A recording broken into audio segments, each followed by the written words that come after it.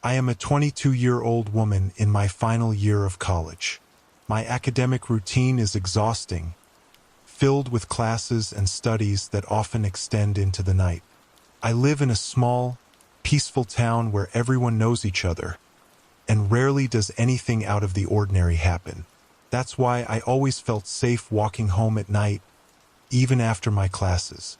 This experience completely changed my perception of safety and routine. It was a cold winter night, and a dense fog covered the streets, limiting my vision to a few meters ahead. The light from the street lamps, though weak, was my only guide through the foggy shroud. As I walked, I noticed a figure standing under one of the light posts. It was a man, tall and dressed in dark clothing, who seemed to watch me as I passed. A certain fear ran through my body, but I tried to convince myself it was just my imagination, due to the fatigue from long hours of study. As I continued on my way, however, a growing discomfort took over me. I began to hear footsteps behind me, footsteps that seemed to mimic my own. Each time I sped up, they sped up. When I stopped, they stopped. I looked back several times but could see no one, just the empty road and the fog that blanketed everything. Every step I took seemed to echo strangely in the night stillness. Fear grew within me as the streets became darker and less familiar.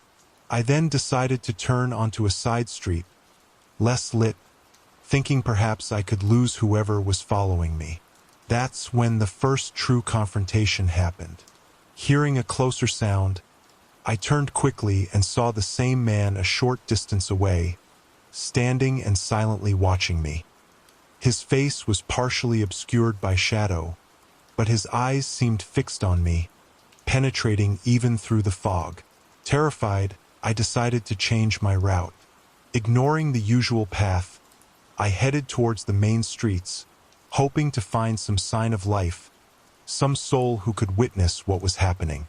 However, to my despair, the streets were unusually deserted. Not a pedestrian, not a car, nothing that could offer me any comfort. With my heart beating erratically, I realized he was still following me.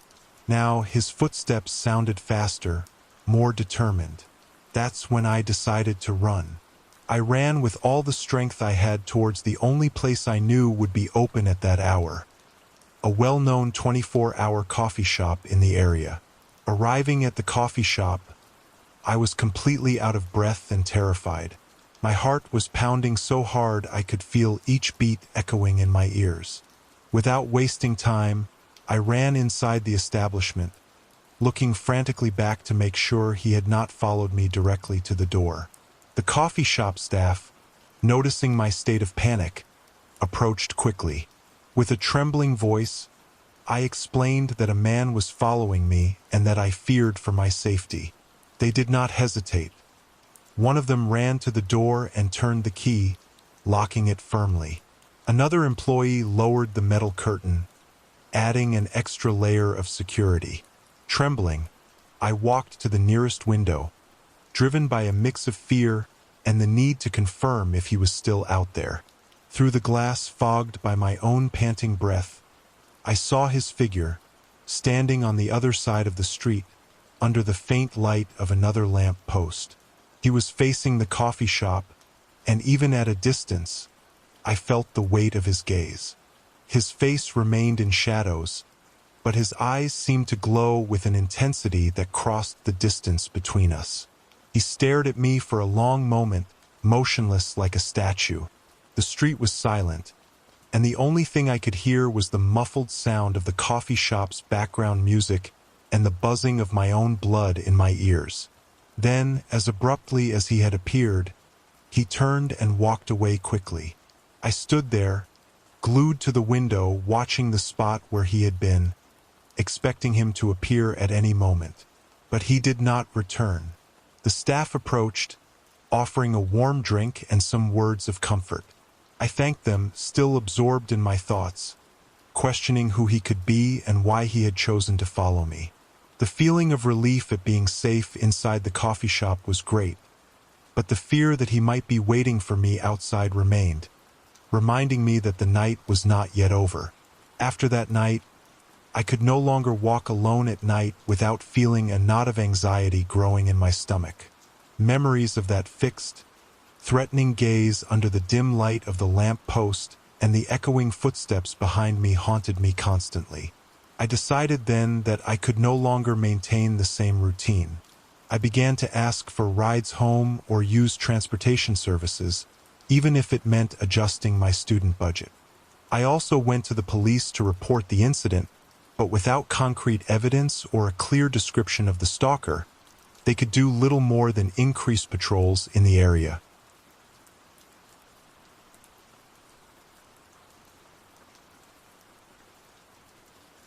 I had just moved to a new city. The move was the result of a sudden job transfer and, I must confess, the adjustment was more challenging than I expected. To get acclimated, I developed the habit of exploring the local streets at night. I thought the nighttime stillness would help calm my restless mind and familiarize me with the new surroundings. The city had a peculiar charm after dark, with its street lamps casting a soft glow and a thin mist often settling over the sidewalks. The closed shops, quiet houses with lit windows, and the occasional distant barking of a dog created the perfect backdrop for my reflective walks. I allowed myself to get lost in thoughts, planning the next steps of my career and personal life. However, it wasn't long before an unsettling feeling began to take hold of me during these nocturnal explorations. I started to notice that perhaps I was not as alone as I thought. Several times, I spotted a hooded figure who seemed to be at every corner I turned. Whenever I looked directly at it, the figure would fade into the shadows, as if it had never been there. The climax of this growing terror occurred on a particularly quiet night.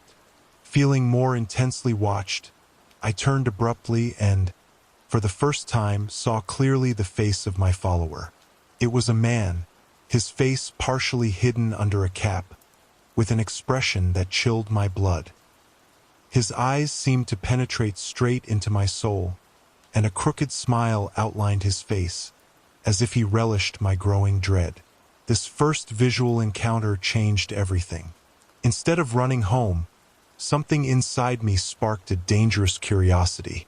I decided then to follow the mysterious figure. What started as a simple nighttime walk turned into a risky investigation, where I was both hunter and prey. Driven by a mix of adrenaline and curiosity, I began to follow the man in the cap who had been stalking me. I kept a safe distance, observing as he moved with an agility that only someone very familiar with the city's shadows could have. He darted through narrow alleys and dimly lit streets, clearly trying to stay out of sight. The city's silence at that hour seemed complicit in my pursuit. As I followed him, the urban landscape began to change. Well-kept houses and neighborhood shops gave way to older, abandoned buildings. The public lighting became increasingly scarce, and the city sounds were replaced by an oppressive silence, occasionally broken by the echo of our footsteps on the asphalt. Finally, he stopped in front of a particularly grim building. It was an old warehouse, its broken windows and a jarred door unable to hide the signs of decay. I hesitated for a moment, questioning my sanity in following a stranger to such a place. However, curiosity overcame fear, and I moved forward. As I approached, I could hear low sounds coming from inside, voices murmuring and something that sounded like dragging footsteps. The atmosphere around the building was suffocating, and every cell in my body screamed for me to pull away.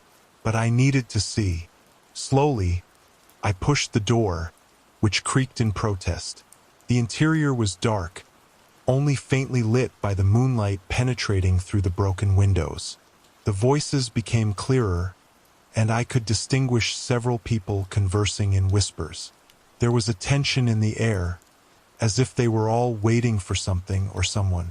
My heart was beating so loudly that I was sure I would be discovered. That's when I realized I had walked into a trap. The shadows moved, and figures began to surround me. With a start, I realized there was no easy way out. The only option was to run, and that's what I did. A desperate chase ensued as I tried to return to the safety of the city's lit streets. With my heart pounding in my chest, I ran through the dark passages of the abandoned building, randomly turning into corridors in a desperate attempt to shake off whoever was following me. The sound of my pursuers echoed sinisterly behind me. The darkness seemed endless, and I could barely see where I was placing my feet. After what seemed like an eternity, I spotted a light at the end of a narrow corridor, an exit leading back to the streets. With the last reserves of energy, I launched myself toward the light, emerging into the cool night air. The light of the street lamps never seemed so welcoming. However, I knew I was still not safe. The steps continued to echo behind me, persistent. I ran through the streets, now completely disoriented, only knowing I needed to keep distance between myself and whoever was hunting me. The streets seemed like labyrinths, each corner taking me further from home, but also away from immediate danger. My breath was short, my muscles burned with exhaustion. Just when I felt I could no longer run, a police car appeared around the corner. Panic and relief mixed as I waved frantically at the car. The vehicle stopped, and 2 officers quickly got out. I explained, gasping for breath, about the chase, the abandoned building, and the hooded figures. The officers called for backup and began to scour the area. Thanks to the arrival of the police, my pursuer disappeared as suddenly as he had appeared, blending into the shadows of the night. Although the search was intensive, no one was found that night. Exhausted and shaken, I was taken by the police to my home, where the recommendations were clear: avoid nighttime walks and take additional security precautions. This incident left deep marks on me, both physically and psychologically.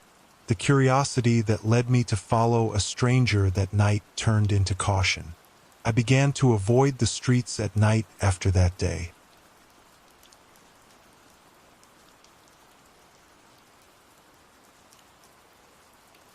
I still remember it was a Wednesday night, and I desperately needed relief from the day's accumulated tension.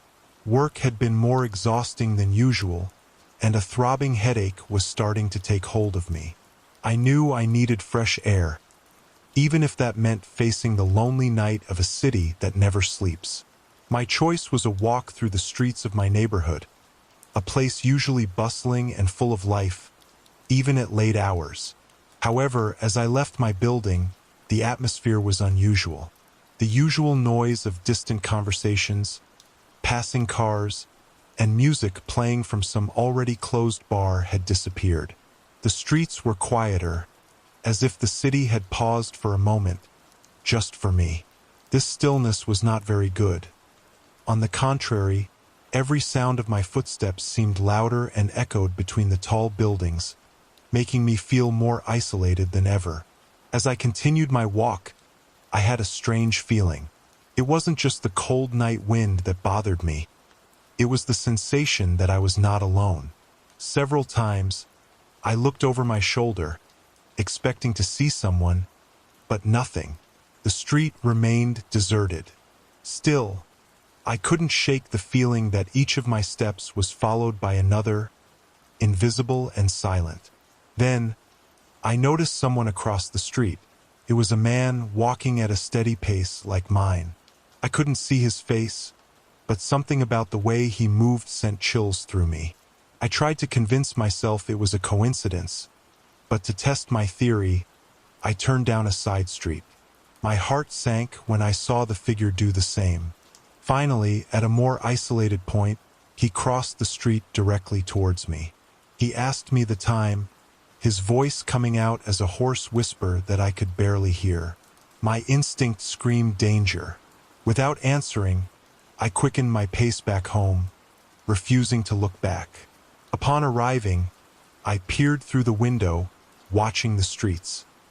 He hadn't followed me here, I thought, relieved, but the night had already taught me a valuable lesson about my safety. After locking the doors as firmly as I could, I sat paralyzed for a while. That's when I heard knocks on my door. I went to it and asked, "Who is it?" "I just need to know the time," was the reply. It was the same voice of that man. I couldn't understand how he knew or managed to see where I lived. Without thinking more, I threatened him. "I'm calling the police now." Right after I said that, he banged violently on my door 3 times, and then I heard him running away. But I was no longer well to stay so alone. After talking to the police, I arranged for my parents to spend some time at my house with me.